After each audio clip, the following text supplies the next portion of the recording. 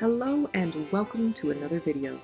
Today, I'll show you how to achieve this 18th century look, featuring my newest piece, a Casaquin. Let's start with the makeup and hair, for which I am using very simple modern tools and techniques to create a historical look, but not using direct historical cosmetics since I'd rather not put lead and mercury on my face and I'm all out of burnt clothes. I wanted to show something simple to demonstrate that anyone can get the look they want, regardless of whatever experience or supplies you may have access to. Keep in mind, however, that beauty in the 18th century was by no means just one look. Yes, we see portraits of people in extremely heavy makeup, but we also see people celebrating their natural skin and hair, including people of color. So don't let anyone tell you that if you don't have powdered hair and a white face, you're doing something wrong. You're not. Hair first.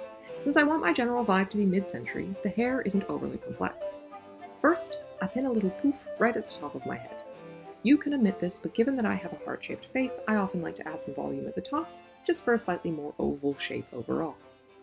What I do next is simple, but I think effective. Lots of people do complex braids and buckles and whatnot, and it looks lovely. But I find that with my hair texture, those styles just don't look impressive. All the little details get lost in the fluff. So I keep it simple, especially because I also have a lot of hair to work with. All I do is separate my hair into little strands, using my natural curl pattern as a guide. I loop the strand over my fingers to create a little bun, which I then pin to my scalp. And really, that's it. I just repeat this a few thousand times, or until my head is more pin than hair. I'm going to hold off on powdering for now. That I'll do after my makeup. So it's makeup time. Again, I'm using modern makeup here. The first order of business is to lay down any primer you use, followed by your foundation. So with my foundation on, I can go about paling out my face. In my case, I don't go for stark white, but given how pale I am already, I get pretty darn close purely by coincidence. You should feel confident, however, to choose whatever tone works best for you, however, and not feel the need to ascribe to an arbitrary standard. As you can see, I powder atop my foundation using this white pressed powder. It's actually cosplay makeup I use for this lady here, and yes, that is still me.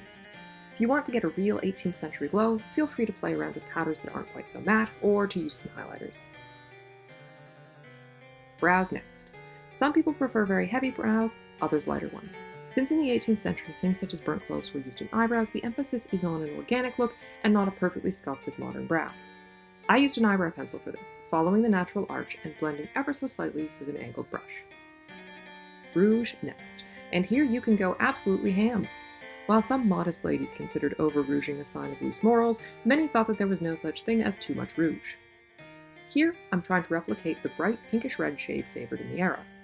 I use my standard blush, but since it's meant to be worn over my normal skin tone and not this starker one, I have to add additional hues using eyeshadows. Generally, the idea here is to aim for this triangular pattern and to use a lot. Just really a lot. And of course, don't forget to rouge your earlobes. Now I can do my lips. I match my lips to my rouge. In order to do so, I first lay down a layer of light lipstick as a base, then dab the blush and eyeshadow over top. Don't be afraid to use your fingers. That's what they would have used, and it works great. With that, the makeup look is done. It's simple and easy and perfect for customization. I find it fascinating how it changes the shape of the face. For instance, eyes look rounder, bigger, and even a little damp. Back to the hair. Historically, pomade and powder would have probably been applied before and during styling. However, I try to minimize the amount of powder I use so it's easier to get out. For this, I use only one ingredient, cornstarch. Historically, starches were used for this purpose, and while usually mixed with other ingredients, I find that as a result, pure cornstarch can give me exactly the look I need.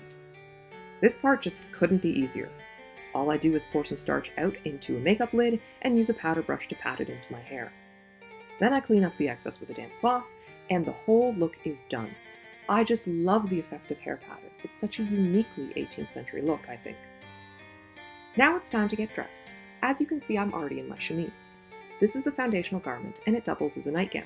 It's easily laundered, comparatively, and protects those that are less easily cleaned against the wearer's sweat and natural oils. Ideally, you'd change it at least once per day because regardless of what you might hear, people in history like to be clean too. Stockings next. These rolled over or under the knee and fastened with a garter to hold them in place. In this case, a simple ribbon garter. In the colder months, you can add an under petticoat here, but I'm going right to the stays. Forgive the fact that I'm wearing late century stays for a mid-century look. I'll explain why in just a minute.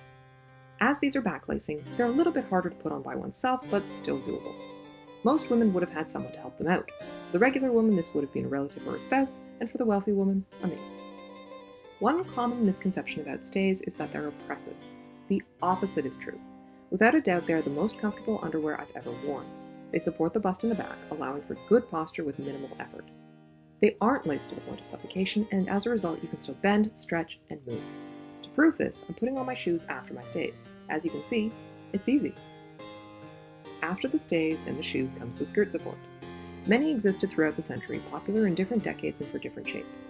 Today I'm using a bum roll, which is a neck pillow-shaped thing I tie around my waist. These varied in size, of course, depending on the wearer's needs and aesthetic. Now for the first petticoat. I'm only wearing 2 today, which is almost nothing by my standard.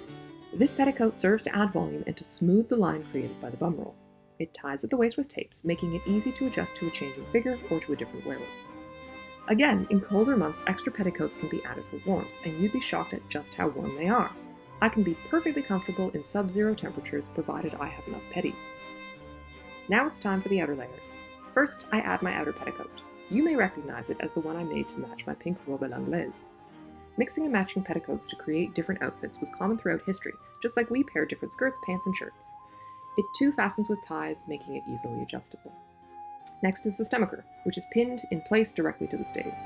This is why I opted for this particular set of stays. The stays I made for earlier in the century are covered with silk, and I'd rather not put pins through them. These stays are linen, however, and don't mind, so they'll do very nicely. With the stomacher pinned on, it's time to add the Casaquin. Even though it's made of silk and very fancy, this sort of jacket was suitable only for day wear. As you can see, this also fastens with pins hidden under these ruffles. Smoothing out as many of the wrinkles as possible to ensure a good fit is a bit of a challenge and quite time-consuming, but once it's done, it looks lovely, I think. Last to be added is this hat. And here's another reason why I added that poof under my hair. The hat goes on with a hairpin, which is much more comfortable when it doesn't puncture my scalp. And with that, the look is complete. As you can see, there's a lot that goes into it, but when taken step by step, anyone can do this. Don't be afraid to try. This hobby is for anyone who wants to explore it. If you like this video, please leave me a like or a comment, or subscribe to see more. And if you decide to try any of this out, please let me know. I'd love to see. Until then, take care, and I'll see you next time.